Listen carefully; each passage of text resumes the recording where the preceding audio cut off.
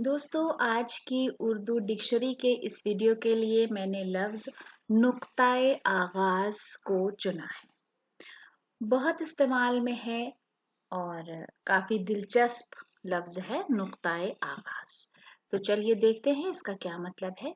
दोस्तों, नुक्ताए आगाज़ का मतलब समझने से पहले ये समझ लीजिए कि नुक्ता का मतलब होता है पॉइंट या बिंदु।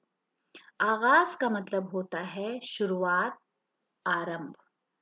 तो किसी बात या काम के शुरू होने का मकाम, किसी बात या किसी काम की इब्तिदा, बुनियाद या असल।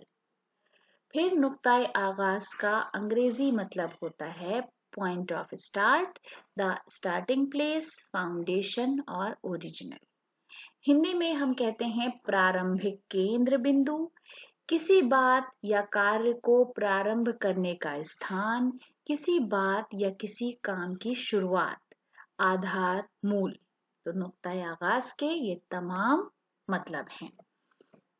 Point of start, the starting place, foundation, original, किसी बात या काम के शुरू होने का मकाम या स्थान, किसी बात या किसी काम की इब्तिदा, काम की शुरुआत, आधार, बुनियाद, असल, मूल।